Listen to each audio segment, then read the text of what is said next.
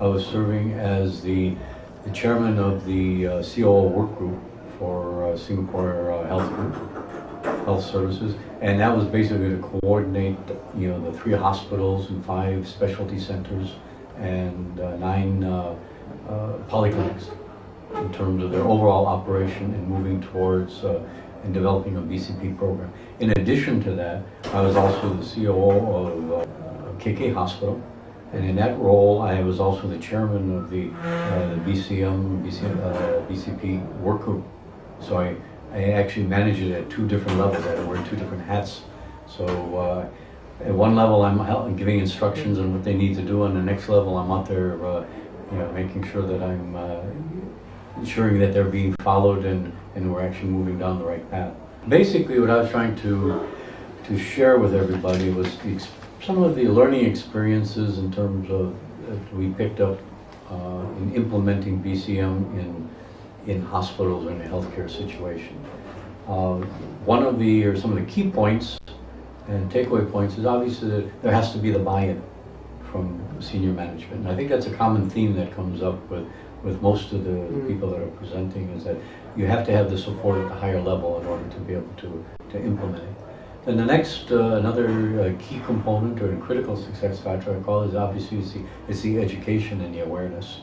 You need to get people to understand what it is that they're working for in terms of protecting the assets in terms of BCM. And BCM is all about protecting the assets of the organization. And we are stewards, and we have to be able to maintain these assets, and human resources are one of the largest assets. So that is a large responsibility and a large role, and part of BCM is to be able to protect the employees as well as the physical facility, intellectual property. Some other lessons in terms of implementing it is you have different types of people that you have to deal with. Some are easy to work with. Like I shared, nurses are very great bunch to work with because they appreciate from the patient's perspective.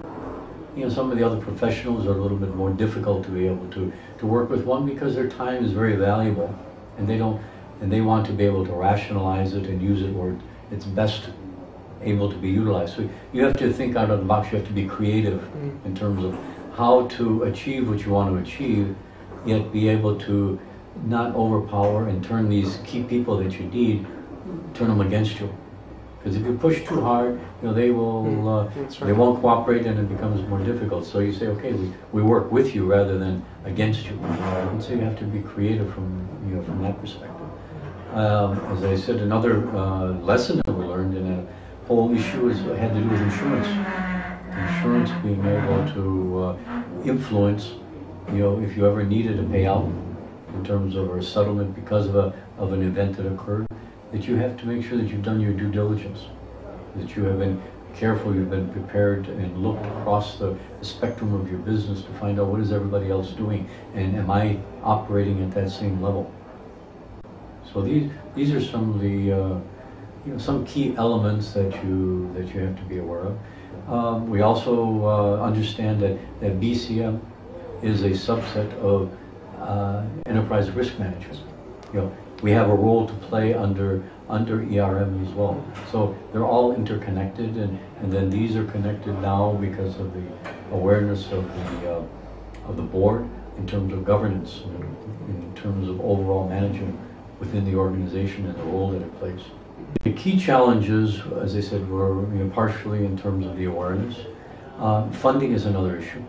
The funding is, you have to think out of the box. You can't anticipate and expect that funding is going to be readily and immediately available. So some of the key challenges are really to distill what are the critical areas that I need to look at from a BCM perspective. You have to narrow it down from 100 to 200 to 300 different possibilities to about 3 different areas that you can manage, you can focus on, and then be focused in terms of trying to address that. So that's a major challenge, is to distill and to identify what it is you have to deal with. Then another challenge is really to get in there and identifying the core business function, as well as the critical business functions that need to be preserved, so that you make sure that you keep those and you focus your attention on those and cast off the things that are superfluous or don't really add. They're not part of the core duties. So I think those are challenges to get to. They sound easy when you talk about it, but in reality and respect, they're quite complex in terms of dealing with it. One of the other things that we did, it came as an outcome of all of our BCM as well as ERP or ERM that we were working on, is standardizing the matrices that we use. You know, I think some of the other members had indicated that they were using different matrix. Well, we also had some were using 3x3, 4x4, 5x5, 6x something. We all standardized on a 5x5. And so everybody within the entire group is now using the same matrix and same methodology.